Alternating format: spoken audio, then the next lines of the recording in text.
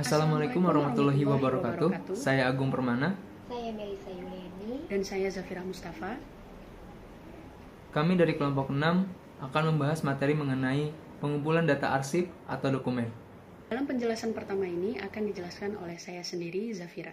Masuk di latar belakang, terkait dengan pengelolaan kearsipan di Indonesia diatur dalam Undang-Undang Republik Indonesia tahun 2009 nomor 43 tentang kearsipan, menerangkan bahwa yang dimaksud dengan kearsipan adalah hal-hal yang berkenaan dengan arsip.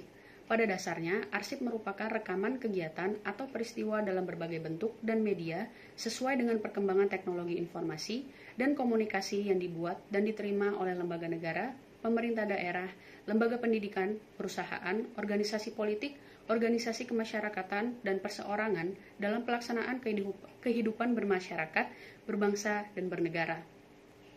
Dokumen apa saja yang bisa dianalisis? Sebelum melakukan analisis terhadap dokumen, perlu dicatat, tidak semua dokumen atau arsip bisa digunakan sebagai sumber data dalam analisis jaringan komunikasi. Jika kita mempunyai dokumen seperti clipping, risalah rapat, berita media, prospektus perusahaan go public, putusan pengadilan, biografi tokoh, dan lain sebagainya, bisa kita gunakan sebagai analisis dalam jaringan komunikasi ini. Sebagai misal, berita koran Tempo edisi 17 Maret 2014 lalu, berita edisi ini mengangkat mengenai perseteruan antara Megawati Soekarno Putri dan Prabowo Subianto. Perseteruan ini bermula ketika Megawati secara resmi memilih Joko Widodo sebagai calon presiden dalam Partai Demokrasi Indonesia Perjuangan atau yang disingkat PDIP. Prabowo dalam berita digambarkan agak kecewa dengan Megawati karena pada tahun 2009 Megawati pernah berjanji akan mendukung Prabowo sebagai calon presiden pada pemilu 2014. Berita ini terdapat aktor yakni Megawati, Prabowo, dan Joko Widodo dan sekaligus relasi antar aktor. Masuk ke dalam jenis dokumen. Jenis dokumen yang dapat diarsip adalah pertama, biografi atau autobiografi. Biografi itu sendiri adalah kisah hidup mengenai seseorang yang ditulis oleh orang lain, sementara autobiografi adalah kisah hidup seseorang yang ditulis oleh tokoh itu sendiri. Sedangkan biografi atau autobiografi adalah sumber informasi yang penting dan bisa dimanfaatkan sebagai sumber data dalam analisis jaringan komunikasi. Ada kelebihan dan kelemahan dalam biografi dan autobiografi ini.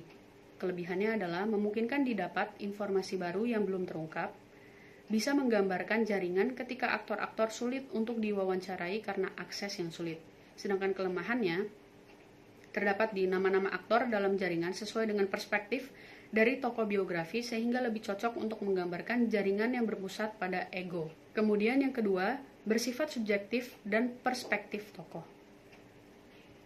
Masuk ke catatan harian.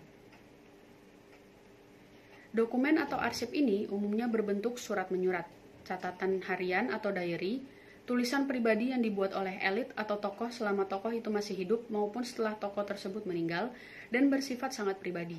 Catatan harian umumnya juga menyebut nama-nama sehingga bisa dimanfaatkan sebagai sumber data karena ada aktor dan relasi aktor seperti yang saya sampaikan tadi. Dalam catatan harian ini juga ada kelebihan dan kelemahannya. Seperti kelebihannya ada lebih personal dibandingkan dengan buku biografi atau autobiografi yang secara luas bisa ditafsirkan sebagai cenderung untuk lebih jujur. Kelemahannya adalah jaringan aktor adalah subjektif dari pembuatan catatan harian. Yang kedua, informasi dalam catatan harian belum dikonfirmasi. Penjelasan berikutnya akan dijelaskan oleh teman saya, yaitu Melisa Yuliani. Oke, selanjutnya ada putusan pengadilan. Salah satu sumber data yang memuat banyak informasi dan bisa didapatkan dengan mudah dan murah yaitu putusan pengadilan. Peneliti yang tertarik menyelidiki jaring-jaring komunikasi pelaku terorisme seperti siapa aktor utama atau bagaimana interaksi antar aktor bisa memanfaatkan putusan pengadilan. Putusan pengadilan memuat nama-nama aktor dan relasi di antara nama-nama aktor yang disebut dalam amar putusan. Karena itu, putusan pengadilan bisa menjadi salah satu dokumen atau arsip yang bisa dimanfaatkan dalam analisis jaringan komunikasi. Meskipun demikian, dokumen ini juga mempunyai kelemahan. Sama dengan catatan harian dan biografi atau autografi, putusan pengadilan hanya melihat jaringan dari aktor utama.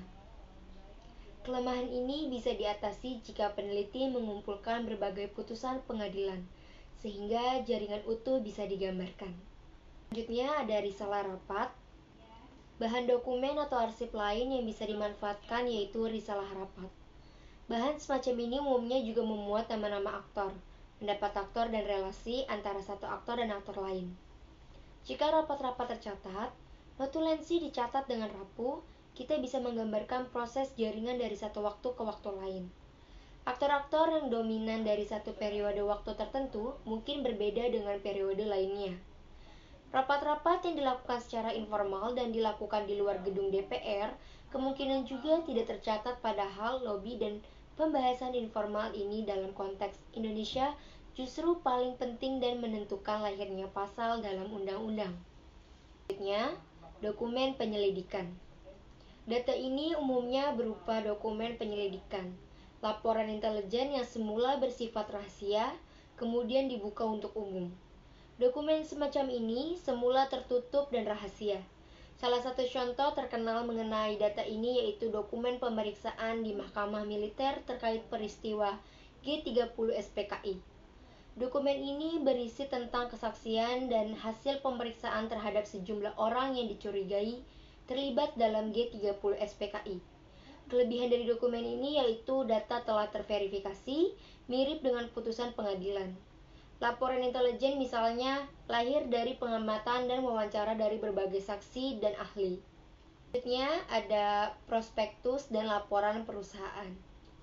Salah satu dokumen atau arsip yang saat ini banyak dipakai yaitu prospektus dan laporan perusahaan, terutama perusahaan yang telah go publik. Di dalam dokumen ini ada seperti jaringan jemaah Islamiyah di Indonesia, yaitu nama-nama aktor dan relasi di antara aktor didapatkan oleh cost sheet, bukan dengan mewawancara, melainkan dengan memanfaatkan dokumen atau arsip.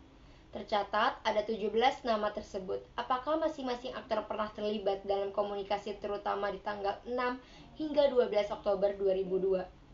Code memberi kode 0 hingga 5, di mana 0 berarti tidak pernah berkomunikasi, 1 pernah berkomunikasi tetapi dalam intensitas yang kecil, dan 5 berarti pernah berkomunikasi dengan intensitas tinggi.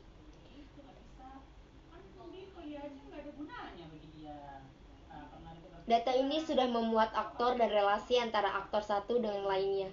Lewat data ini, kita bisa menggambarkan bagaimana jaringan perusahaan, jaringan kepemilikan dari aktor, dan seterusnya.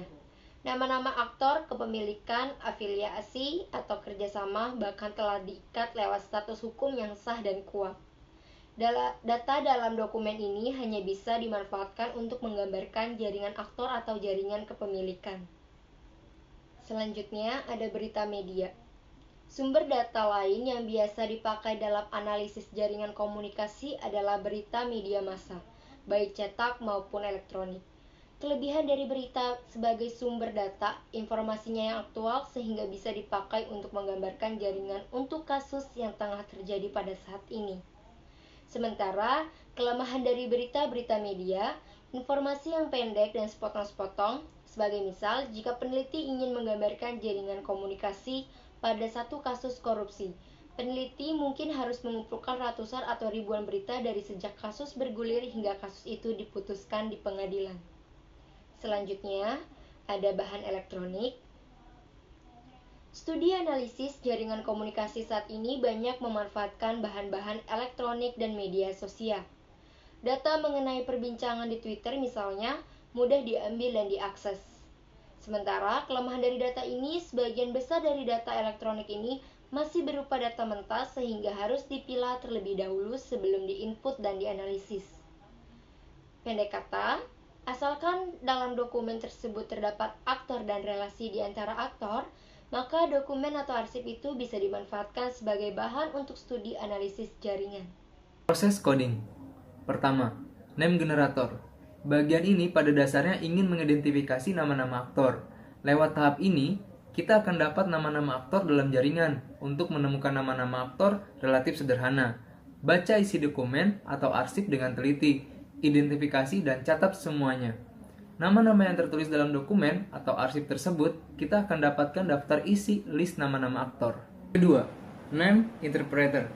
Setelah nama-nama telah diidentifikasi, langkah selanjutnya yaitu mencatat relasi, bentuk relasi, dan kerataan relasi yang tertera dalam dokumen atau arsip tersebut. Sama dengan tahap generator, pada tahap ini peneliti tinggal mencatat saja relasi siapa berhubungan dengan siapa, bentuk relasi, pinjam-meminjam, hubungan bisnis, atasan-bawahan, rekan kerja, dan sebagainya. Dan jika ada kerataan relasi. Name interletters. Pada tahap ini, peneliti mencocokkan semua nama yang telah didapat dan mengidentifikasi apakah ada relasi dari setiap nama atau tidak. Perbedaan antara name interpreter dan name interletters sebagai berikut. Pada name interpreter, kita hanya mencatat saja hubungan antara aktor yang tertulis dalam dokumen atau arsip yang diteliti. Sedangkan dalam name interletters, kita mengidentifikasi relasi di setiap aktor, apakah ada ataukah tidak ada. Terima kasih. Sekian presentasi dari kelompok kami. Mohon maaf jika ada salah-salah kata. Wassalamualaikum warahmatullahi wabarakatuh.